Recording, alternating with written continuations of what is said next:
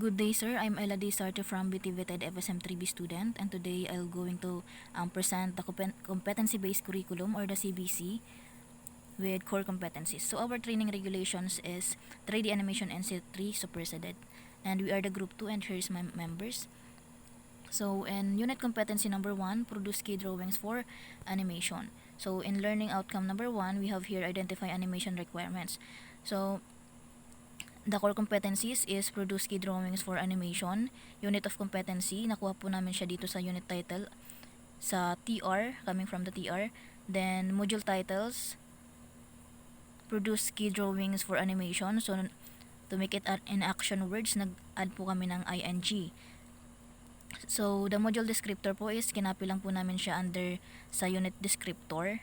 And for nominal duration, we have 150 hours. So in summary learning outcomes, so from the TR po, hinanap lang po namin siya yung elements. So under the elements, yung nakasulat po dito is yung learning outcome. So dito po namin siya nakuha. So therefore po yung elements po is equal to learning outcomes.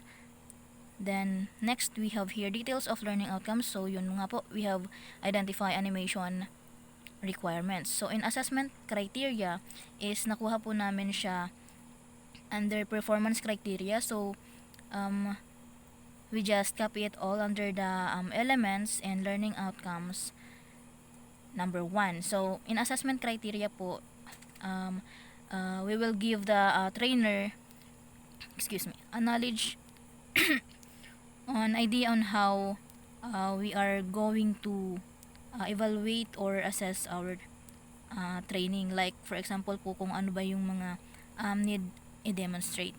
So dito po, ito po yung mga assessment criteria namin. We have 3. So nakuha po namin siya sa performance criteria. So dito po yung identify animation requirements, nakuha po namin siya sa elements, and yung assessment criteria sa performance criteria. Next is the content. So we have here the content po. So nakuha naman namin siya from the evidence guide po. So particularly po underpinning knowledge and underpinning skills. So dito po is pinili lang po namin yung most appropriate content po or lesson from underpinning knowledge and underpinning skills na align po dito sa assessment criteria and also po with our learning outcomes. So ito po yung mga topic na need ituro or pwedeng ibigay po para kumbaga magawa po yung mga assessment criteria and yung learning outcomes po ng mga trainee. So we have here integrating script specifications and instructions and communication skills. So next, we have here the conditions. So these are the learning materials or instructional materials po na need natin gamitin para mas maintindihan po yung discussion ng mga trainee. So ito po yung mga particular materials po na pwedeng gamitin ng trainers for the trainee. So dito po namin siya nakuha sa range of variables. So pinili lang po namin dito yung pinaka-appropriate po na variables or learning materials na gagamitin po in order to teach yung mga contents or yung lessons. So align po siya dito sa contents na napili po namin, which is yung purpose po nito is para mas maintindihan po ng trainee yung topic which is applicable po siya dito sa lesson. So ito po siya. For our conditions, we have animation, table light box, animation disk, and photocopying machine. Next, we have here the methodologies and assessment methods.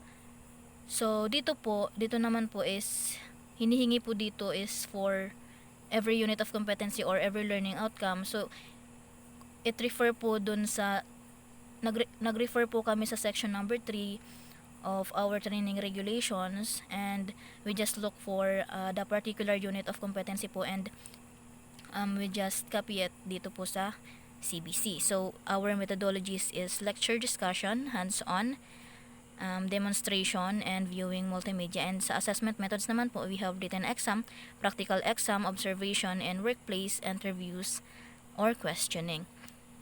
So let's come now on unit of competency number 2. We have create 3D digital animation. So in learning outcome number 1, we have identify requirements for 3D animations.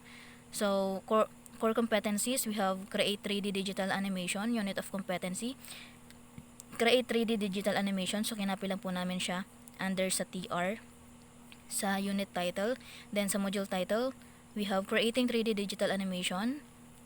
Nag-add po kami ng ing to make it action words. Then sa module descriptor, we just copy it under sa TR sa unit descriptor. Then our nominal duration here is 700 hours, and the summary of learning outcomes, we have learning outcomes 1 to 6. So we have identify requirements for 3D animation, identify and select 3D animation software, create models and images, test and evaluate 3D models, produce 3D animation, evaluate 3D animation. So our detail of learning outcomes, ito po yung learning outcome number 1, identify requirements for 3D animations. So these are our assessment criteria, design brief and a storyboard and are obtained and creative requirements and discuss with relevant personnel, and all 3D animation requirements including technical and production specification are identified and discussed with relevant personnel, and soundtrack requirements are identified and discussed with relevant personnel. So next, we have here the content. So nakuha po namin siya ulit under underpinning knowledge and underpinning skills. So we have interpreting creative information, script and images, creative elements of a production, effective communication skills, and computer operation. Next, we have the conditions. So nakuha po namin siya under range of variables. So we have here storyboard, director's instructions, production schedules, timeline, and 3D graphic animation and modeling production personnel. Next is the methodologies and assessment methods. So ito po yung mga methodologies and assessment methods po namin. Then we have here the unit of competency. So sa core competency po kasi namin is we just have 3 unit of competency po. So ito po yung last, use an authoring tool to create an interactive sequence. So in our learning outcome number 1, plan use of authoring tool. So these are our core competency. Unit of competency, use an authoring tool to create an interactive sequence. So nakuha po namin siya under unit of title.